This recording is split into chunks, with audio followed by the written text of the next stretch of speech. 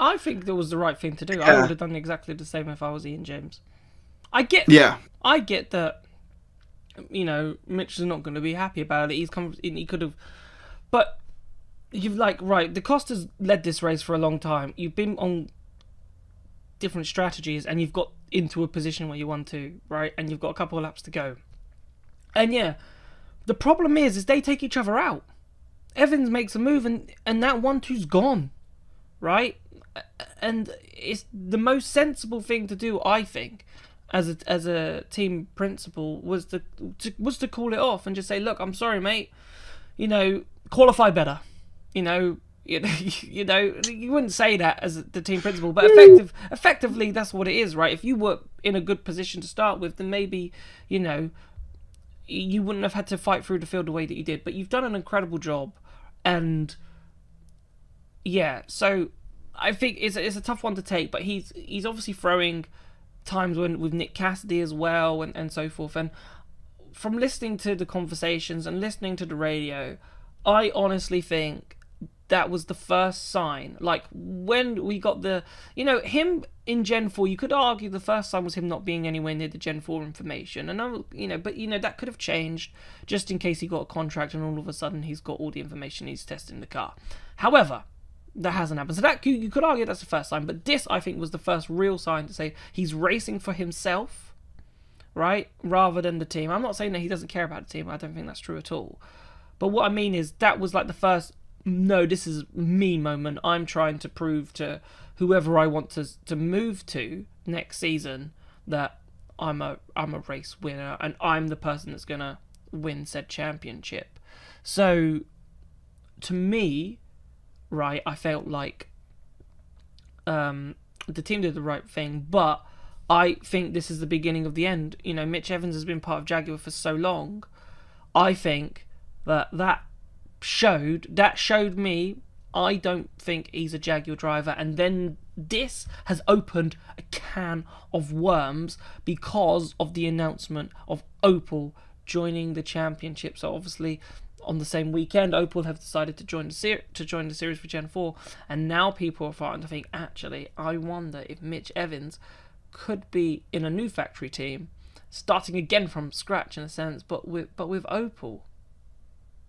It's definitely a possibility. Obviously, this is what's come out of this weekend. There's been rumours for about half a year about him going to Nissan to replace Norman Nato at the end of the season, because it kind of makes sense. Why would you re-sign Nato after such a poor year on a 1-year deal? So if you've got a bigger fish for the next year, so it again, the Nissan thing makes sense as well. But the Opel thing is huge, and I think if someone like Mitch were to go over there, that'd be massive. And yes, they would like a German driver with hefty experience, but of the ones that are on the card at the moment, you got Wehrlein, who I don't think's going to leave Porsche anytime soon.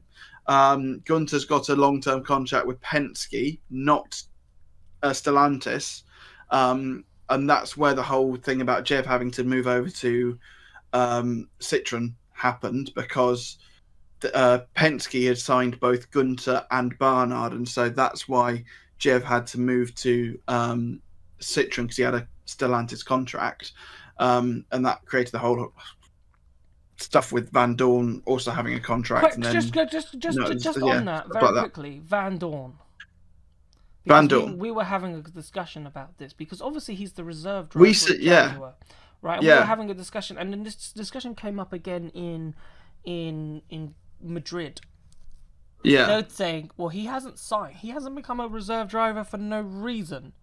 He's become a reserve driver thinking that he will be in the Gen 4 seat come Gen 4, and obviously Mitch Evans doesn't know, but I'm sure Stoffel Van Dorn knows what's going on. So do you think, and obviously he's worked with Ian James, so all of a sudden it does feel like the eyes, the dots of the I's are getting, and the crosses of the T's are getting all aligned with a potential maybe the Costa and Van Dorn relationship going into Gen 4 at Jaguar.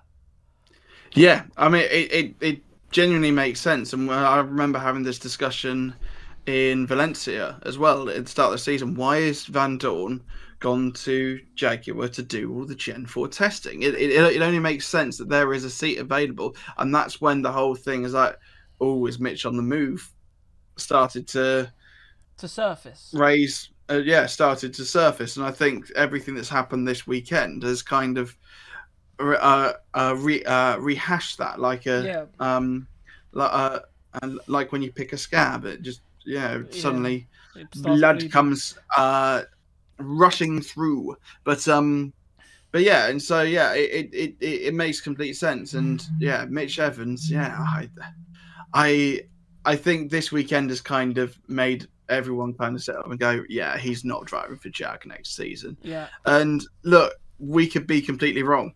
We've been wrong before, we will be wrong again. But when you take a step back and you look at everything that's kind of happening at the moment, everything sort of kind of looks in this line. I mean, like, we could be looking at it from the wrong way or whatever. So yeah, but that's how I'm reading it at the moment. Yeah, for sure. Right, I think we're ready to take some calls